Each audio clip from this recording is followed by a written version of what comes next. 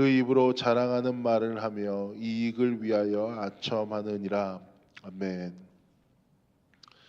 오늘 본문인 이 유다서는 1절에 소개되어 있듯이 예루살렘 교회의 지도자였던 야고보의 형제이자 예수의 동생인 유다가 교회에 보내는 편지입니다.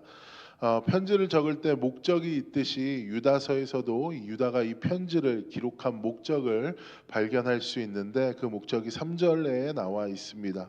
3절 제가 다시 읽겠습니다. 사랑하는 자들아, 우리가 일반으로 받은 구원에 관하여 내가 너희에게 편지하려는 생각이 간절하던 차에 성도에게 단번에 주신 믿음의 도를 위하여 힘써 싸우라는 편지로 너희를 권하여야 할 필요를 느꼈노니라고 기록되어 있습니다.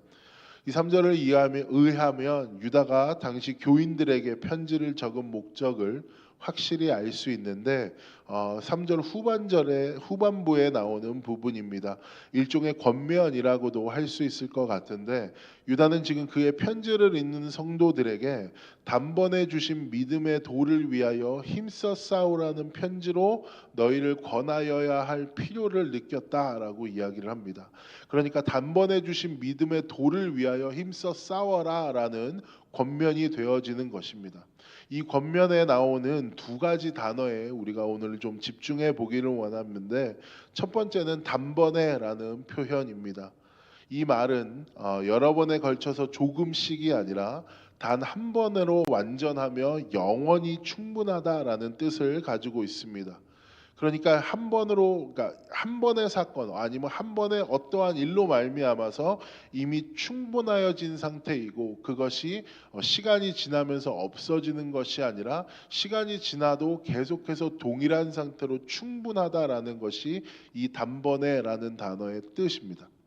단번에 주신 믿음의 도를 지켜야 한다. 그 도를 위하여 힘써 싸워야 한다라고 유다가 얘기한 것으로 봐서 그러니까 이 단번에라는 표현이 믿음의 도와 함께 있다라는 것을 우리가 생각해 볼 때에 이 믿음이라는 것은 이미 완전한 상태로 우리가 가지고 있는 것이라는 것을 우리는 알 수 있습니다. 우리뿐만이 아니라 이 편지의 1차 수신인인 초대교회 성도들조차에게도 그들의 가지고 있는 믿음이라는 것은 단번에 완성되어 있는 단번에 한 번으로 충분한 믿음이다라는 것을 강조하면서 유다는 지금 이야기를 해주고 있는 것인데 유다가 이렇게 이들이 가지고 있는 믿음의 특징에 대하여 이미 충분한 믿음에 대하여 이야기를 했었던 이유는 무엇이냐 하면 그 당시 초대교회 성도들 사이에 영지주의라는 어떠한 유행하는 생각이라고 생각하시면 쉬울 것 같은데 그러한 생각들이 있었습니다. 그 생각은 무엇이냐 하면 너희들이 지금 믿고 있는 예수 그리스도의 복음만으로는 부족하다. 이곳에는 너희들이 더 깊은 지식과 새로운 계시를 깨닫기 위하여서 어떠한 행동, 어떠한 깨달음을 반드시 얻어야 한다라고 말하는 사람들이 있었습니다. 그래서 예수를 믿는 것 이외에 어떠한 조금의 특별한 경험이라든지 또 다른 계시들을 찾아서 계속해서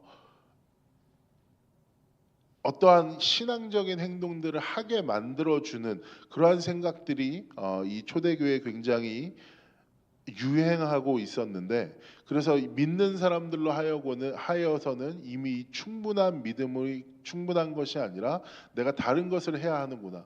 내가 이 믿음이라는 것을 지키기 위하여서는 예수 그리스도로 충분한 것이 아니라 또 다른 어떤 것들을 해야 하는구나라는 생각들을 계속 불러일으키게 되었습니다.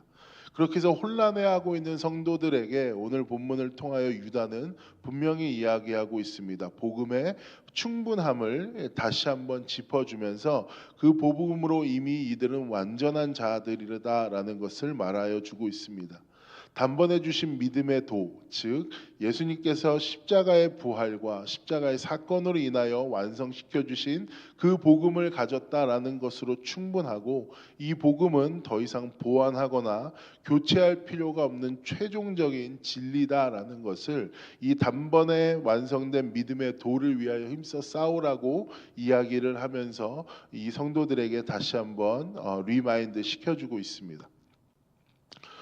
우리 또한 마찬가지인 것 같습니다. 우리는 예수님을 믿는 존재로 이미 충분한 자들임에도 불구하고 연말이 지나고 연초가 되면 믿는 자들 가운데에서도 뭐 토정 비결이라든지 한 해 운세를 살펴보기를 원하는 사람들이 있고, 우리가 신앙생활을 하면서도 이미 주님의 풍성하신 약속을 받았음에도 불구하고 우리는 어떠한 사실로 인하여서 돌아가는 이 시대가 흘러가는 모습을 세태를 보면서 불안해하기도 하고, 아니면 나에게 어떤 일이 일어났을 때에 주님의 약속을 의지하기보다는 다른 것들을 계속해서 찾게 되어지면서 믿음만으로는 완전하지 않은 것처럼 생활할 때가 굉장히 많이 있습니다. 하지만 오늘 유다서에서 나오는 유다는 초대교회 성도들뿐만 아니라 우리에게도 이미 충분한 믿음의 이 단번에 완성시켜 주신 단번에 있는 믿음의 도를 우리에게도 알려주면서 우리가 이 시대 가운데 찾아야 하는 본질이 무엇인지를 다시 한번 알려주고 있습니다.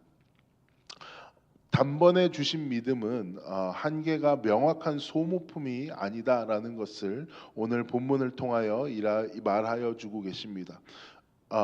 우리의 정체성에 대해서 다시 한번 이야기해 보자면, 우리는 존재 자체로 충만한 하나님의 은혜를 받은 자들입니다.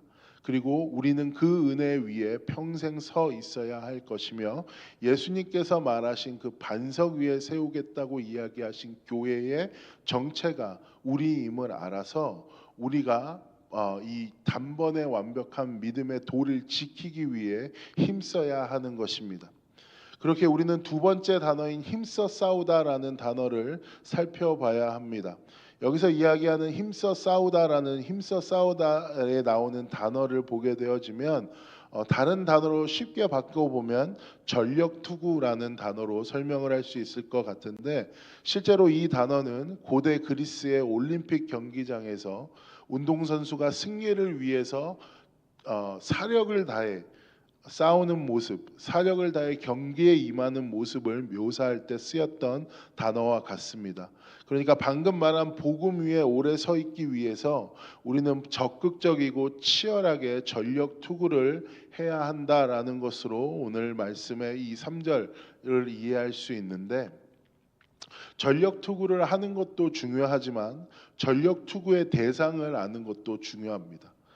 같은 경기를 하고 있을 때 같은 팀원들과 싸우는 것이 아니라 팀 안에 있는 반대편의 사람들과 열심히 싸우는 것이 중요하듯, 우리도 신앙생활을 하면서 무엇에 열심을 내고 무엇에 힘을 내서 싸우는 것이 필요한지를 깨닫는 것이 중요합니다. 유다서에서 영지주의라는 외부의 어떤 세력과의 전력 투구를 지금 유다는 이야기하고 있지만, 사실 우리에게는 영지주의라는 것이 이미 없습니다. 오히려 우리는 우리와 안에 있는 우리와 자꾸 계속해서 하나님으로부터 멀어지게 만드는 어떠한 내면의 우리의 소리와 싸워야 합니다. 그것이 오늘날 우리가 전력 투구를 해야 하는 대상인 것입니다. 자기 자신과의 싸움을 이야기하는 것인데, 적당히 타협하는 것이 아니라 계속해서 내 안에 하나님과 멀어지게 만드는 어떤 소리들에 집중하면서 그것과 함께 싸우는 영적인 전력 투구를 해야 한다라는 것이, 그리고 그것을 그런 전력 투구를 하라고 오늘 우리에게 이야기해 주고 있는 것이 이 유다서의 기록 목적이 되어지게 됩니다. 그 이유는 무엇이냐 하면, 결국에는 우리를 흔들게 되어지는 어떠한 소리들, 오늘 이 유다서에 한해서 살펴보면 이 영지주의라는 것, 아니면 계속해서 나를 하나님으로부터 멀어지게 만드는 어떤 소리들이나 이미 충만한 그 하나님의 은혜를 누리지 못하게 만드는 어떠한 대상들은 공통된 특징을 갖고 있기 때문에 그렇습니다. 유다서 1장 11절부터 16절에 유다는 그들의 정체를 아주 독특한 수법으로 폭로하고 있는데, 11절부터 16절에 등장하는 자연 현상들이 바로 이 우리를 소란하게 만드는, 우리를 하나님으로부터 멀어지게 만드는 정체들의 것들의 정체입니다. 첫째는 살펴보기 원하는 표현은 물 없는 구름이라는 표현입니다. 중동 지방에 가면 구름이 뜨면 사람들이 당연히 기대하는 것이 있었습니다. 사람들은 비를 기대했습니다. 그러나 비를 내리지 못하고 바람에 밀려가는 구름을 생각해 보면 그 비를 기대하고 있던 사람들에게는 굉장히 허무함을 줬을 것입니다. 그리고 열매 없는 가을 나무를 라는 표현을 여러분들이 집중해 보시길 원합니다. 추수 때가 되었으나 열매가 없고 뿌리까지 뽑혀 있는 나무들의 모습을 한번 생각해 보십시오. 겉은 나무의 형상을 하고 있지만 생명력이 전혀 없다라는 뜻입니다. 그리고 자기 수치의 거품을 뿜는 바다의 거친 물결이라는 표현이 나옵니다. 폭풍이 지나간 뒤에 지저분한 오물이나 거품이 남아 있는 것들을 여러분이 해변가를 갔을 때 보셨던 기억이 있을 겁니다. 그러니까 그렇듯 이 사람들의 영지주의를 가르치는 사람들의 요란한 가르침은 결국에는 오물이나 거품밖에 남지 않는다라는 사실을 지금 유다는 이 자연 현상을 비유해서 이야기하면서 가르쳐주고 있습니다. 그래서 결과적으로는 물 없는 구름, 열매 없는 가을 나무, 거품을 뿜는 바다의 거친 물결이 가진 공통점을 한번 생각해 본다면 화려한데 속은 비어 있다라는 것입니다. 거짓 가르침이나 우리를 유혹하는 소리들 아니면 뭐 유다서에 나오는 영지주의는 굉장히 말로는 화려하고 우리를 새롭게 할 만한 우리에게 어떠한 내가 이렇게 살면 안 되는구나라고 생각할 수 있을 정도로 우리를 현혹시킬 수 있을 정도의 힘을 가지고 있는 말들이었습니다. 하지만 그 말들의 본질을 살펴보게 되면 그 안의 본질은 비어 있고 그 안의 본질은 열매 없는 나무이고 물 없는 구름이고 거품을 뿜는 바다의 거친 물결일 뿐입니다. 그 반대로 유다가 1장 3절에서 이야기했던 복음의 본질을 여러분 다시 한번 생각해 보십시오. 단번에 완벽한 은혜는, 단번에 완벽한 하나님의 사랑은, 단번에 완벽한 그 십자가의 사건은 여기서 이야기하고 있는 물 없는 구름이나 열매 없는 가을 나무와는 전혀 비교가 되어지지 않을 만큼 풍성한 열매를 가지고 있고 우리의 삶을 이미 완벽하게 만들어 줄 만한 능력을 가지고 있는 것입니다. 말씀을 마무리하기를 원합니다. 오늘 우리 이 본문 1장에서 끝나기는 하지만 유다서에 나오는 메시지는 명확합니다. 세상은 끊임없이 우리에게 새로운 것이나 화려한 것 아니면 자극적인 것들을 보여주면서 그것이 진리인 양 우리를 유혹할 것입니다. 그리고 그것을 따라가야 살 수 있고 사람들이 행동하는 대로 우리 또한 그런 것에 몸을 담고 있어야 우리의 존재가 안전해지거나 불안함이 없어진다라고 이야기를 할 것입니다. 하지만 그것들이 가지고 있는 본질을 다시 한번 생각해 보십시오. 아까 이야기했던 자연 현상을 다시 한번 생각해 보시면서 화려함 가운데에 아니면 뭐 새로운 것, 자극적인 것에 계속해서 우리의 눈과 마음을 두는 것이 아니라 화려함을 찾는 것이 아니라 신실함을 찾아가는 우리가 되어지기를 원합니다. 비를 내리는 구름이 있어야 하고 열매를 맺는 나무가 되어야 하며 정해진 궤도를 이렇게 돌아가는 별이 되어야 함을 다시 한번 생각하시면서 우리에게 열매를 맺을 수 있는 힘과 또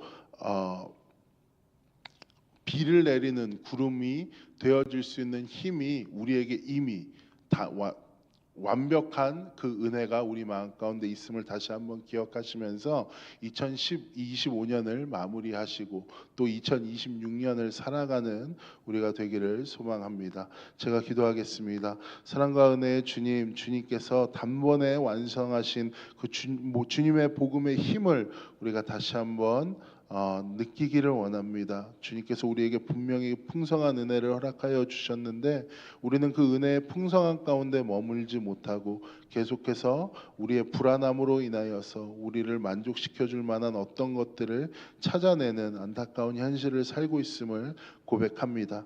아버지 하나님, 열매 없는 삶 가운데 우리의 눈을 두는 것이 아니라 이미 가지고 있는 열매에 집중하면서 하나님이 정말 주님께서 주신 2026년을 다시 한번 새로운 마음으로 살아나게 될 수 있는 우리가 될 수 있도록 우리와 함께하여 주시옵소서. 감사드리며 모든 말씀 우리를 권하신 예수님 이름으로 기도했습니다.